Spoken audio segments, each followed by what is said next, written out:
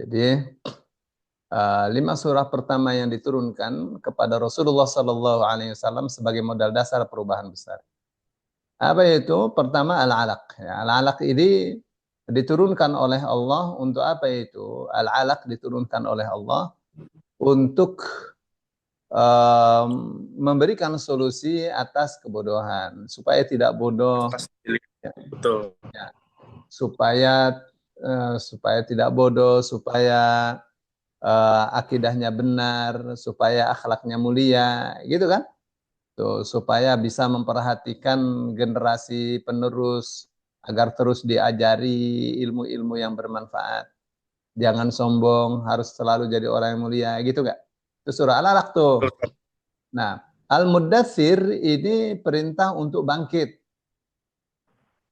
Al-Mudathir kan artinya orang berselimut. Hai orang berselimut, bangkit. Jangan selimutan terus, bangkit. Ya, berikanlah peringatan. Kamu sudah pintar, itu jangan diem, kasih peringatan. Jangan pernah takut dalam memberi peringatan. Allah saja yang besar, yang lain kecil. Terus dosa-dosa harus dihindari. Ya, dosa-dosa harus dihindari, akhlak harus terpuji, jiwa harus suci. Tuh. Dan kalau ber apa namanya? Kalau berbuat baik jangan mengharap dapat imbalan besar. Baik, terus Al-Muzammil ini isi penting surah Al-Muzammil ini agar mendekat kepada Allah. Salat malam, ya. Jadi dengan Allah itu yang dekat. Tuh, Al-Muzammil tuh. Ya, terus Al-Qalamnya ini tentang menyebarkan ide, menyebarkan berita baik, menyebarkan berita besar. Dakwah ini, ya. Baru setelah itu Al-Fatihah. Al-Fatihah ini isinya seluruh Al-Quran nih. Ya, isinya tentang jagat raya, tentang ajaran ini harus disebarkan ke seluruh dunia. Oke, satu. Nah, ya. Jadi kenapa mesti sistematika wahyu?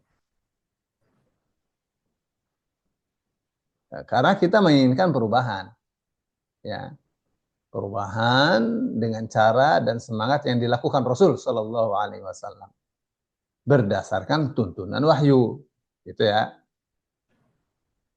Oke, kenapa itu? Mesti ikut Rasulullah. Nah ini dia nih rahasianya. Laqad kana lakum fi Rasulillahi uswatun hasanah.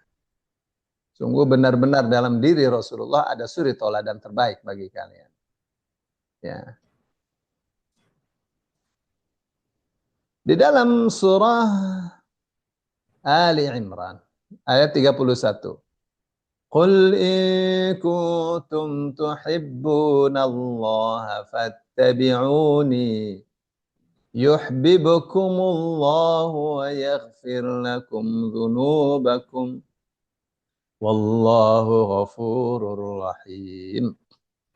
Katakanlah jika kamu benar-benar mencintai Allah, ikutilah aku. Niscaya Allah mencintai dan mengampuni dosa-dosa kalian. Ya. Allah Maha Pengampun lagi Maha Penyayang. Oke. Sekarang kita lihat alur hidupnya Rasul Shallallahu Alaihi Wasallam. Dilahirkan dalam keadaan yatim. Apa hikmahnya dilahirkan dalam keadaan yatim? Ya, supaya tidak bersombong mengandalkan orang tuanya. Oh, ini bapak gue, bapak gue. Anak yatim kan gak bisa begitu kan? Betul. Jadi ada hikmahnya itu kenapa dilahirkan dalam keadaan yatim. Tidak bersombong dengan orang tuanya. Diasuh Halimah Sa'diyah. Halimah Sa'diyah itu posisinya di mana? Posisinya Halimah Sa'diyah itu di eh, apa namanya? Di Taif. Ya. Jadi kalau Taif itu ya, di Taif itu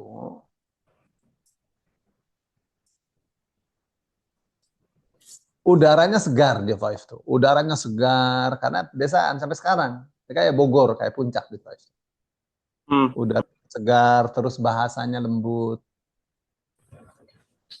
Alamnya itu ya meskipun Saudi alamnya kayak Bogor. Karena Sejuk, kayak Bogor. sejuk. Di Taif itu sejuk. Hmm. Dulu waktu kecil Rasul di situ di Taif. Ya, diasuh oleh siapa? Diasuh oleh Halimah Sa'diyah. Ya. Nah, dengan begitu badannya sehat, bahasanya santun. Mengerti bagaimana struggle, bagaimana berjuang dalam memimpin. Ya, karena apa? Karena kan menggembala domba kan?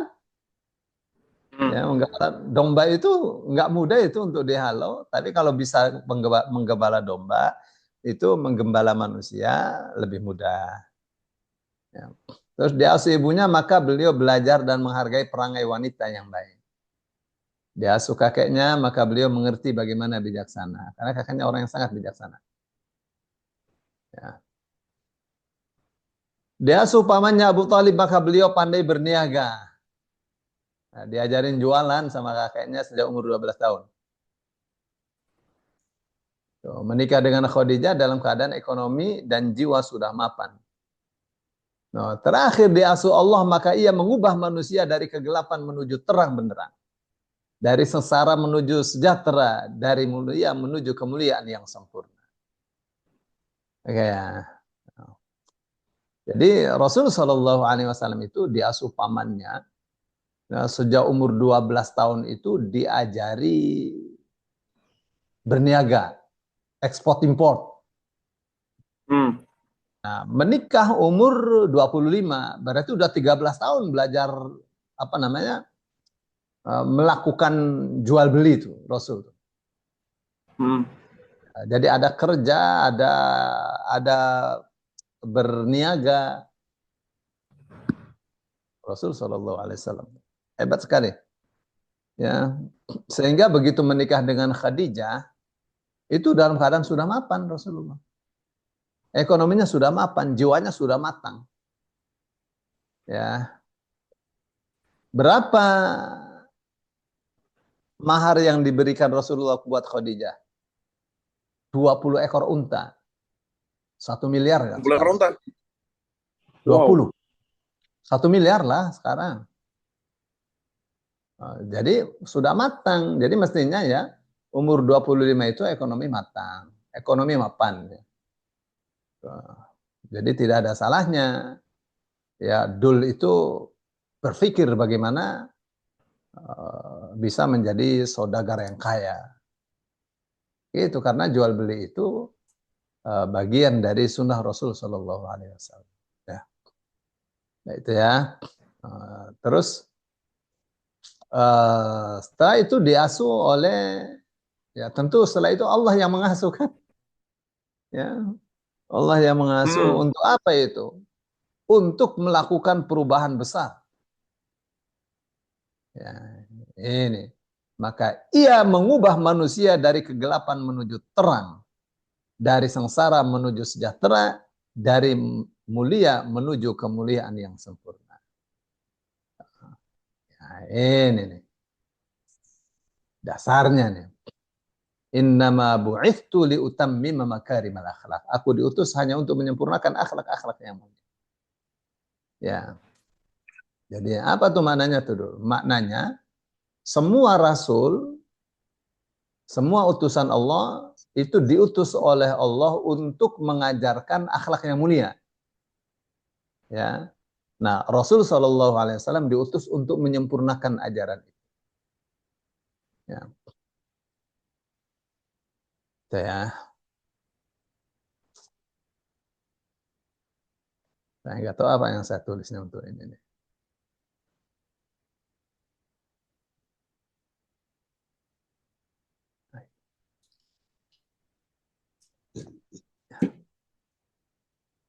Jadi sebenarnya gini ya,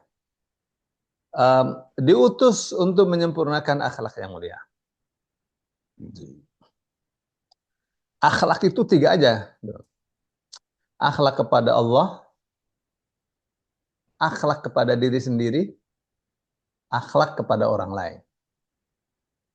Ya, akhlak kepada Allah itu takwa, akhlak kepada diri sendiri, apa tuh?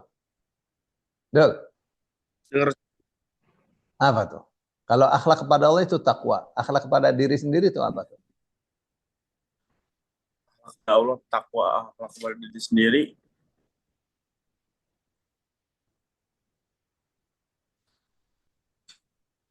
Oh, nggak tahu Ustaz. Jadi kalau bagaimana akhlak kita kepada Allah ya takwa, dimanapun berada kita bertakwa, itu akhlak kita kepada Dia bertakwa.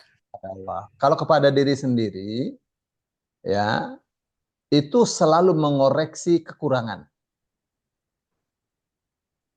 Ya, misal dari atas ya, dari akal kita. Kita ini sudah kasih gizi yang cukup apa belum untuk akal kita? Hmm. Ya nggak? Oh ini belum, ini terlalu banyak main, terlalu banyak nonton, ilmunya masih sedikit. Nah itu akhlak kita tuh, supaya akal kita nih dapat asupan gizi yang cukup. Hmm. Karena ini paling paling besar ini makanannya akal. Ya, gitu. Paham, Ya. Ustaz. Terus hati. Hati ini bagaimana supaya selalu tenang. Itu akhlak kita tuh. Berpikir. Karena ya hati wahyu isinya. Kalau kalau akal, otak makanannya ilmu. Gitu gak? Hmm. Kalau Iya, hati makanannya wahyu. Banyakin baca Quran, banyak zikir. Gitu gak? betul Ustaz. Terus yang di bawahnya perut. Perut makanan yang halal, makanan yang bergizi. Gitu gak? Betul Ustaz. Baru di bawahnya kelamin. Ya kudu nikah. Gitu kan? Karena semuanya harus harus dikasih hak. Ya kan? Punya masing-masing, semua punya hak. Ya, tuh. Maka harus difikirkan semua itu. Ya, harus dipikirkan semua.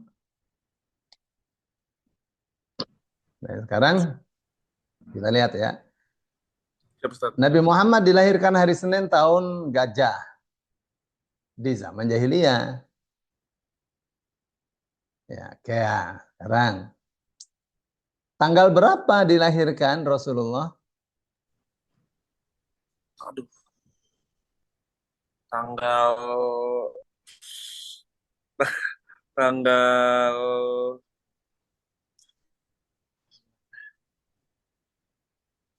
sebentar sebentar Ustaz. Rasulullah tuh di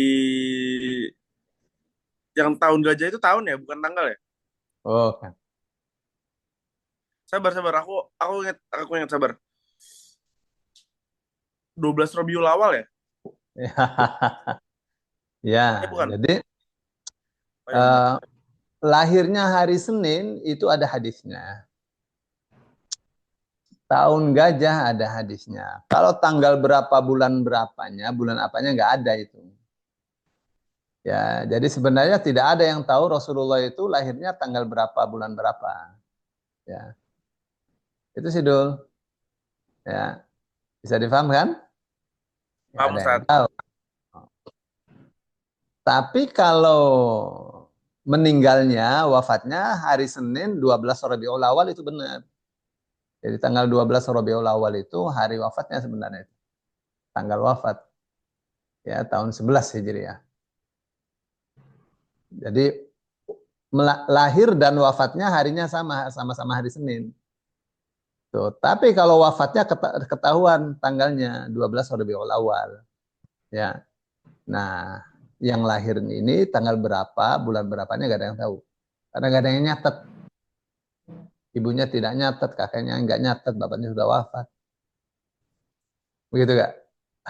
Betul Ustaz. Ya, itu tuh. Nah, yang mengatakan lahir tanggal 12 Rabiul Awal itu ngarang aja itu. Baik ya, untuk wawasan nih dul, supaya Siap, siap, paham. Ustaz.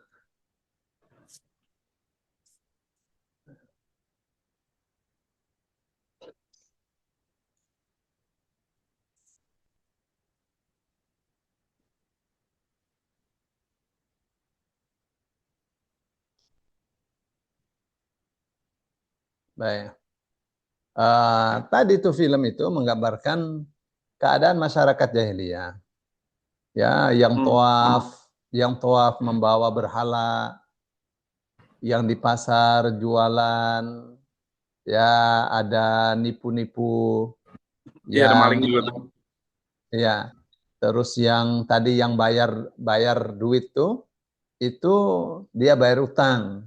Hmm. Tuh, karena riba itu numpuk terus, sudah 5 tahun dia bayar itu enggak tertutupi karena ribanya jalan terus kan.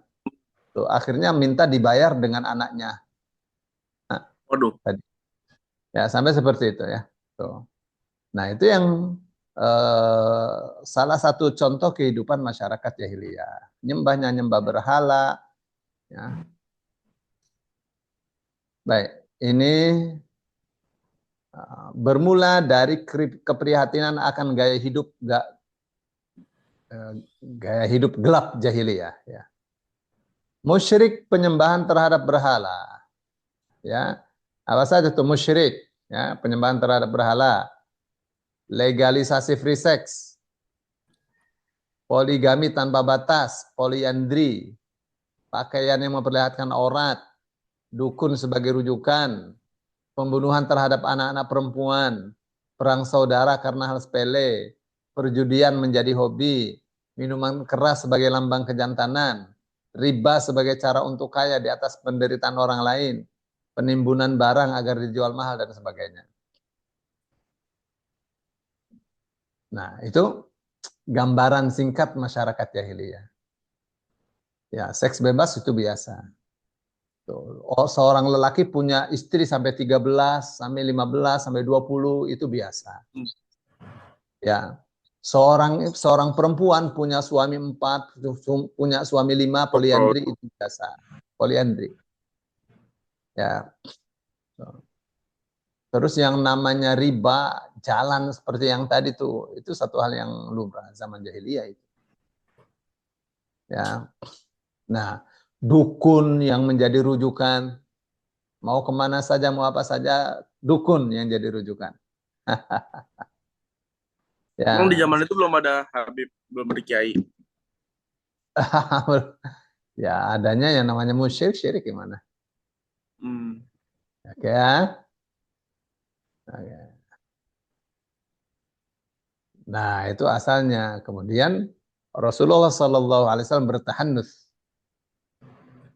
Nah, ini gua Hiro nih. Aku pernah naik kemarin nih, 283 meter dari bawah.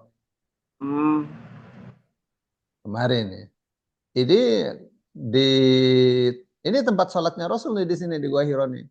Nih, kalau di Itu sekarang dikasih keramik, Ustaz. Hah? Itu dikasih keramik kalau sekarang.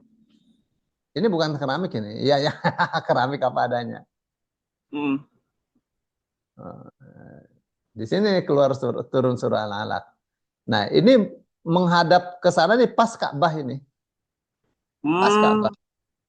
Jadi kalau dul sholat di situ pas ke titik tengahnya Ka'bah.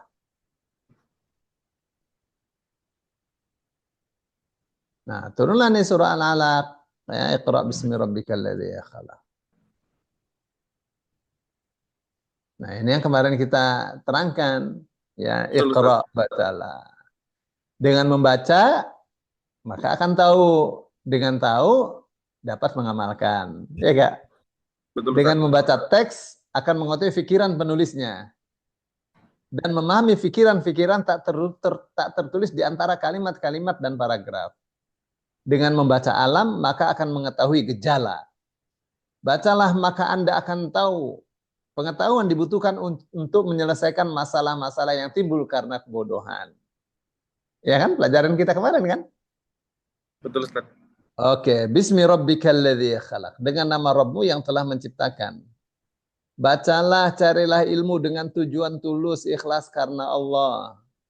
Rob, sang pencipta, pemelihara, pendidik, pengatur, pemberi segala fasilitas. Buat kamu, ya Rob yang telah menciptakan. Membaca dengan nama Allah, membaca dalam perspektif tauhid. Gitu. Ya kan? Hmm. Ya, membaca dengan nama Allah, membaca dalam perspektif tauhid. Jadi kalau membaca dengan nama Allah pasti yang dibaca yang benar-benar, ya kan? Yang menguatkan iman. Oke, ikhlas adalah menjadikan Allah sebagai satu-satunya tujuan yang benar dari segala amal perbuatan. Ikhlas bertentangan dengan segala perilaku syirik. Ya, ikhlas. Nah, tadi maaf ya.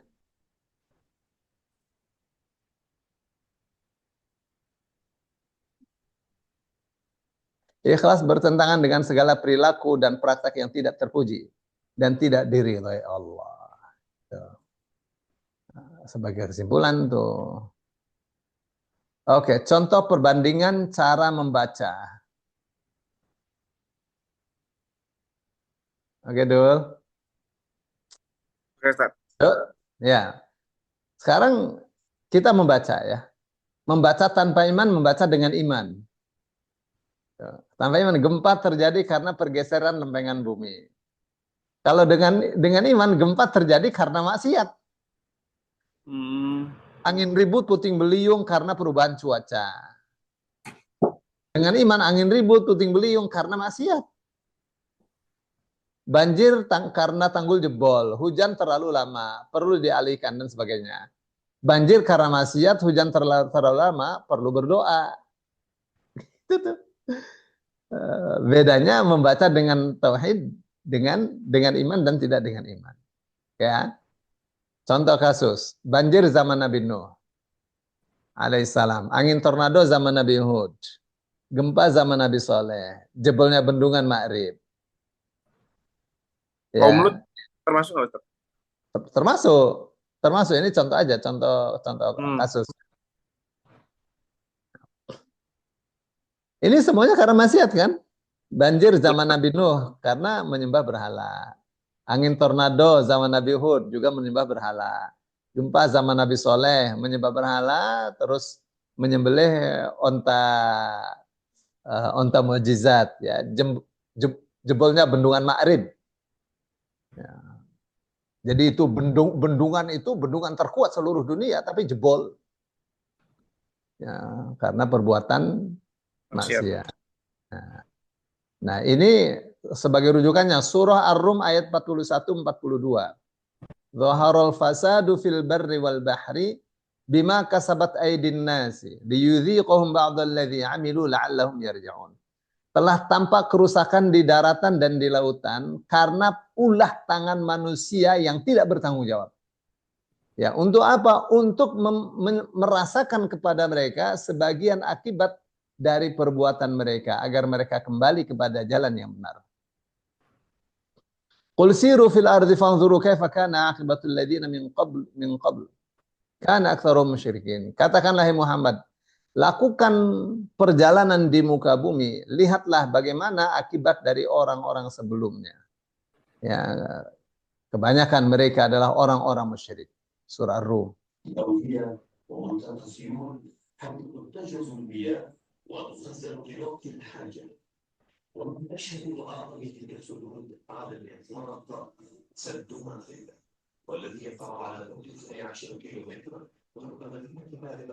yang bendungan terkuatnya, Ustaz.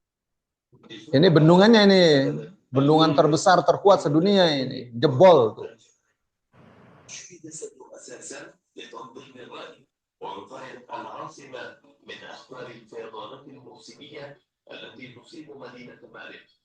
ويعود ذلك من السود إلى القرن السابع أو الثامن قبل الميلاد بناء على ما عثر من نقش مثبت على مبنى المصرف الجنوبي السام ويكون عظم نصف المغرب لضخامة بناء واتساع الأرض الزراعية التي يرويها وإلى دقة نحت الأحجار الضخمة والمواد المثبتة التي توضع بين الأحجار.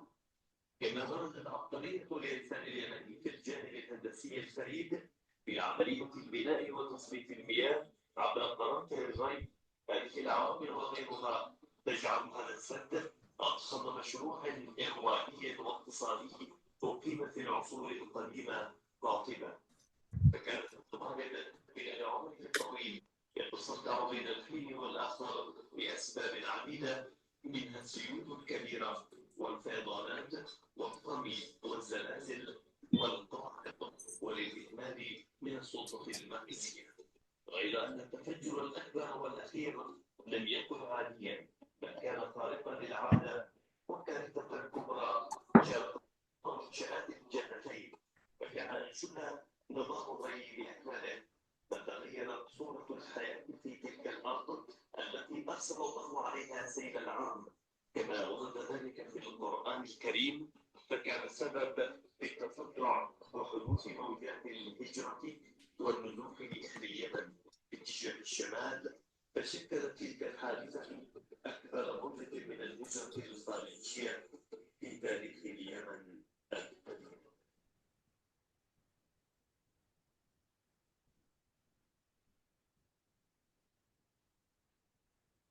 الأودية ومنطقة السيول حيث تحتل Another day of wailing storm sirens just south of Oklahoma City this afternoon. Another round of tornado drills in schools where duck and cover is ritual.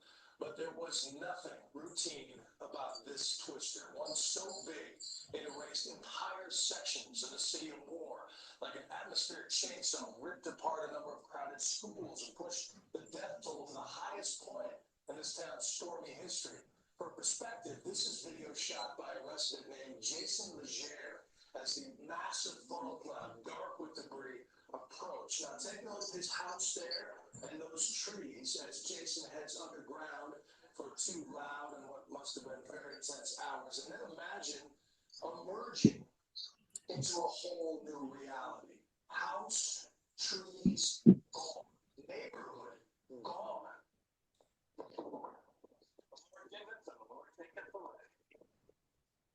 Go down as one of the deadliest tornadoes in American history. And ABC.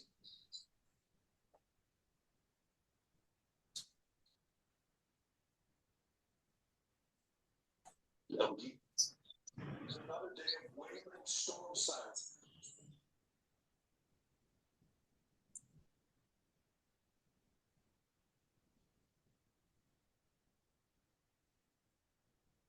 Baik.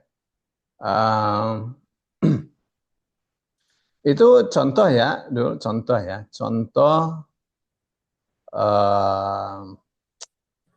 bencana-bencana yang terjadi akibat perbuatan maksiat. Tadi ada namanya Sadu Ma'rib. Sadu Ma'rib itu bendungan terbesar seluruh dunia sampai sekarang. Itu yang jebol karena tsunami. Itu terjadi berapa 500 tahun sebelum Masehi atau apa itu? Tadi saya dengarkan. Ya, jadi asalnya terlalu banyak perbuatan maksiat, ya, perzinaan dan pelacuran itu. Nanti bisa dul coba search ya di Google tentang bendungan Ma'rib atau namanya banjir Arim. Ya, namanya banjir Arim. Ya, kita coba ya. Namanya banjir Arim. Ya. Tapi Ustadz, artinya kalau misalnya semua orang beriman, terus nggak ada perzinahan, nggak ada maksiat, berarti kita selamat dari bencana-bencana alam dong? Iya, pasti.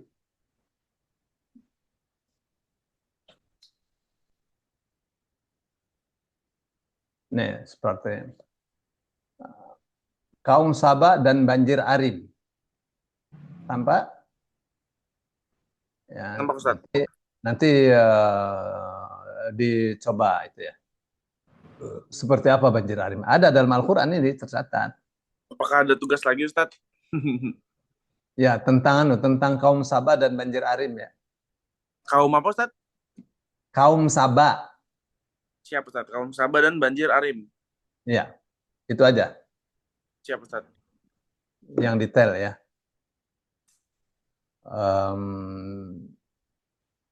Tsunami dan seterusnya itu akibat perbuatan maksiat. Terus ini review saja sih sebenarnya. Iqra bismi rabbikal ladzi khalaq. Bacalah dengan nama Rabbmu yang telah menciptakan. Oke, sekarang ini namanya. Halo, dulu dengar dulu. Dengar Ustaz. Ya, ini namanya terapan nih. Sekarang pertanyaan, berapa buku yang telah Anda baca? Berapa judul buku yang telah Anda kenal? Pernah membaca tafsir Al-Quran? Nama kitab tafsirnya apa? Sudah berapa surah dipelajari? Pernah baca kitab hadis Bukhari dan Muslim? Riyadhus Shalihin, Bulughul Maram, berapa bab sudah? Judul kitab tauhid yang Anda miliki sudah dibaca belum?